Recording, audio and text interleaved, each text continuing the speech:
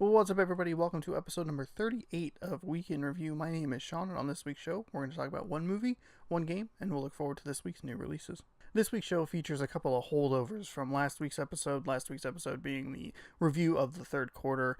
And I thought, part one of the thought process was neither of these items are going to really mess with the rankings at all, but part number two of that thought process was also that I just thought the episode would be too long, so I decided to cut it in half, essentially, and just do the quarter in review, and then do these two items separately.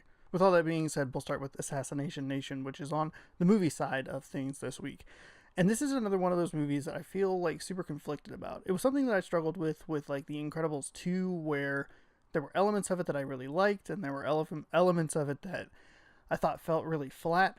And with Assassination, this movie is too long in the front end. Like, basically the plot or the premise is half the town of Salem has had their information, like their personal digital information, leaked, and it's kind of like the results of that, like what happens after that sort of thing. And it's an interesting concept that doesn't feel fully explored. It seems to want to talk about how easy it is to lose your privacy, the fact that there are people who have grown up and just don't really care that much about internet privacy. Like they don't have that sense of this is mine and it stays to me. Like the group that has grown up with Instagram and Snapchat and Facebook, and their personal stuff is kind of just all over the place anyway, so they maybe don't have as much of a reservation in having some of their more private stuff leaked, and how easy it is to have that stuff leaked, the misinterpretations people can have about things that are leaked, and their sense of I know everything because I've seen a little bit of it, and why someone would want to do this.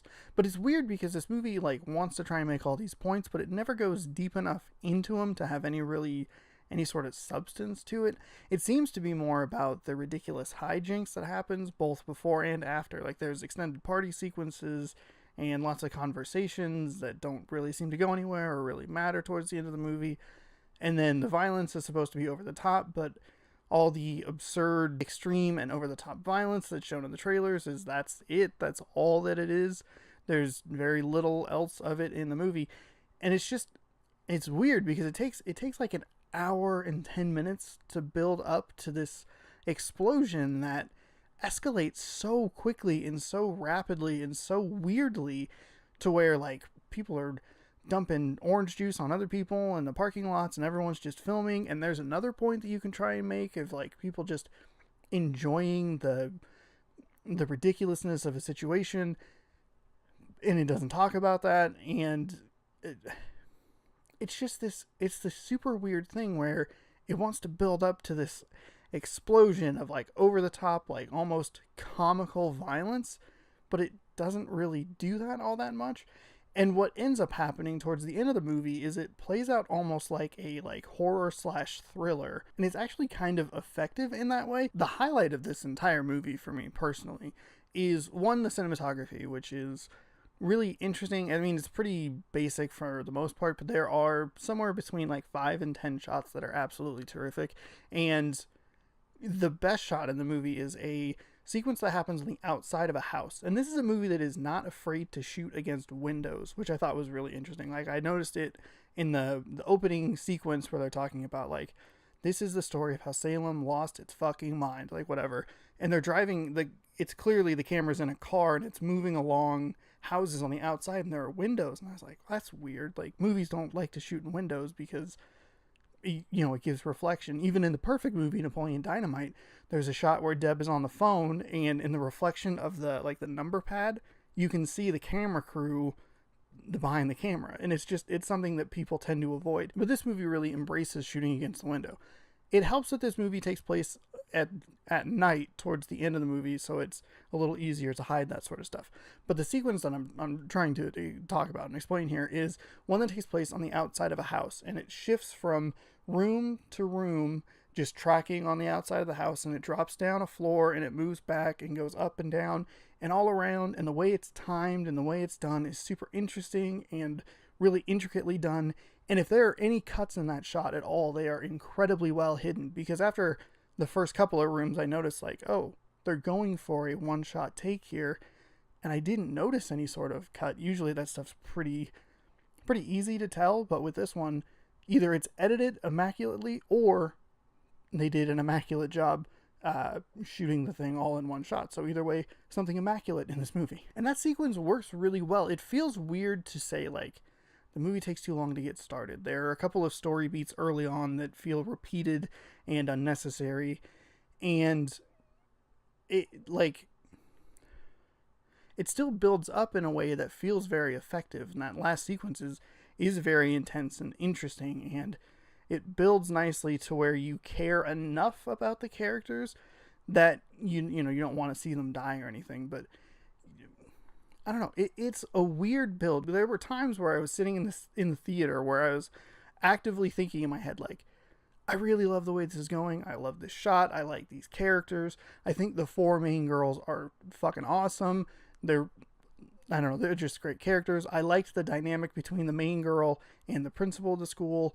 I thought that dynamic was interesting, but unfortunately, his character, the principal character, gets removed from the story very early on in a sequence that feels redundant to something that had already happened. If they had left the principal in, it gives the main character, Anna, someone to lean on and someone to talk to who has had a similar situation happen to them, have their information leaked out. But once that his plot line plays out, he's just gone, and she just doesn't have anywhere to turn, which is too bad. I mean, she has her friends to turn to, but she doesn't have someone who understands what she's going through, and they could have used him to do that. But unfortunately, it takes too long for the dominoes to finally tip. There were 5 people in the movie theater when the movie started. There were 3 people in the movie theater when the movie ended. I never thought about leaving, but the 2 people left at probably about the 40-minute mark, and honestly, they didn't miss much. My overall thoughts on the movie is that it starts too slow, even though the characters are awesome and there's some great cinematography. If you're interested enough in the movie just by watching the trailers, you probably already missed it in theaters because it was out in 2 weeks. This movie had record low ticket sales in that first week or two. So, I don't know, maybe catch it on Blu-ray. It feels like a good Redbox movie because it doesn't feel like you're going to get anything terribly large out of it. It tries to make some good points. It doesn't go far enough with a lot of them. It's an interesting concept that just isn't executed super well. There were parts of it I loved, and there were parts of it where I was actively like, this is boring and you need to move on. So overall, it's a very okay movie. The other item on this week's list is the game side, and that is Forza Horizon 4, which is a racing series that I really, really enjoy. I picked up the Ultimate Edition, which allowed me to play on September 28th. The official release was on October 2nd. It's available with Xbox Game Pass if you have that, and I would recommend that you check it out. This is a great continuation of a great racing series, and it's probably my favorite racing series going on right now. I think it's more playful and more fun than the motorsport side, or like the Gran Turismos of the world.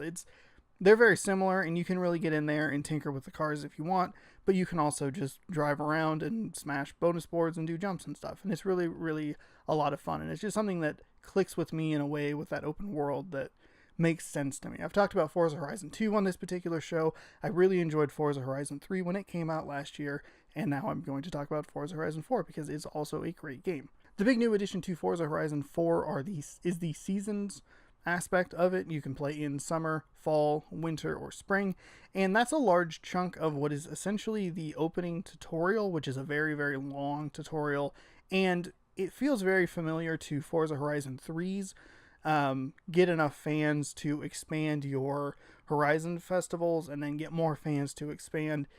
Basically, you have to get a set number of influence, and then you'll qualify for the showcase event, at which point it will change to the next season. So you get to experience all 4 seasons before you jump into the main game, which is, the seasons are dictated by the Forzathon lengths, which I think are 4 days, maybe 5 days in like real world time. So right now it's fall, and in about 2 or 3 days it'll turn into winter. I'm looking forward to diving into winter more in depth. The early part of the formula feels a little bit redundant with the gaining of influence to progress in the game. It was done in 3, and I don't know, for whatever reason it clicked better in 3, and for some reason this game just isn't sticking to me quite as well. On top of the redundant sort of formula, the showcase events aren't all that interesting. In fact, 3 of them off the top of my head were repeats from stuff you'd already done.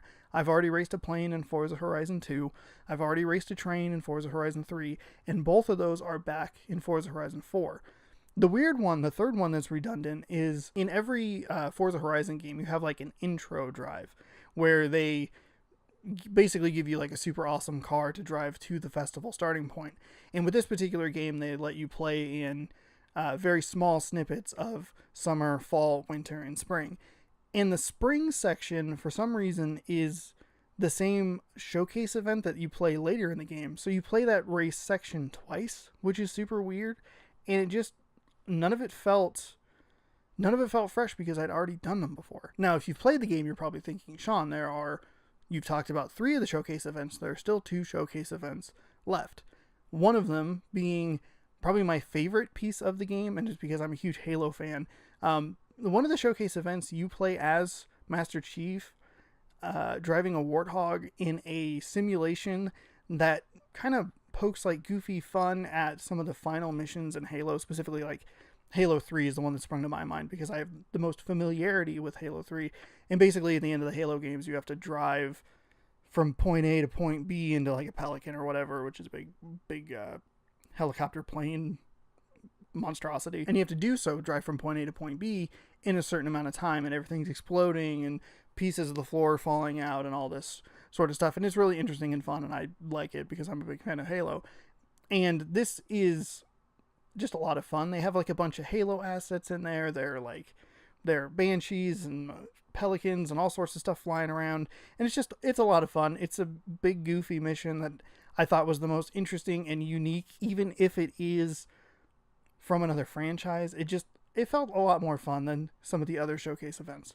In addition to not only the seasons being new, there are a couple new things in the game. The racing has been broken down into 5 sections of road, street, dirt, cross-country, and drag racing, and they all have their own levels of completion. Each of them has like 10 rounds, essentially, and personally, I've preferred the dirt section so far. I really find that enjoyable. You can also buy houses, which have their own perks, and that's super...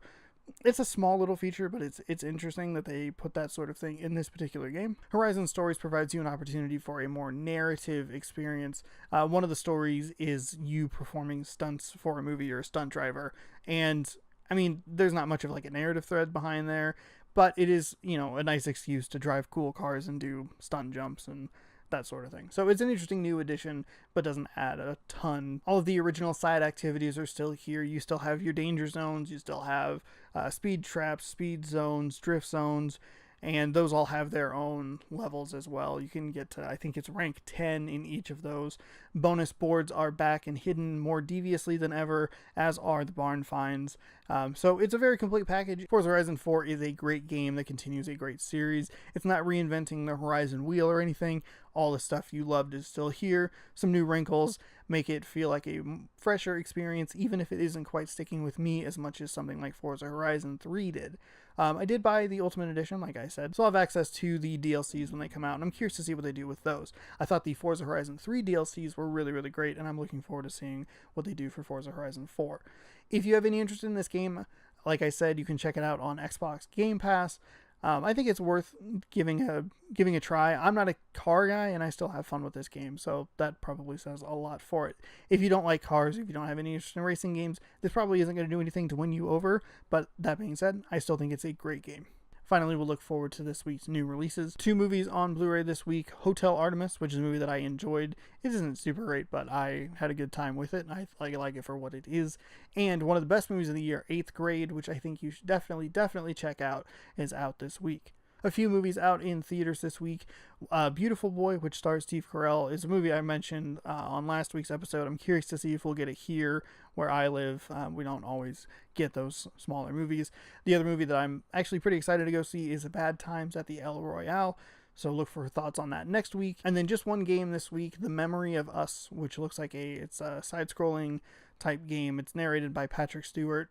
And the other game that I was going to mention got delayed till February, so fucking rip. Thank you so much for watching this week's episode. If you like the content, be sure to click the subscribe button. Let me know down in the comments below what you're excited for. Check back on Thursday for football, and check back every single Tuesday for more game and movie coverage here on Week in Review. See you next week.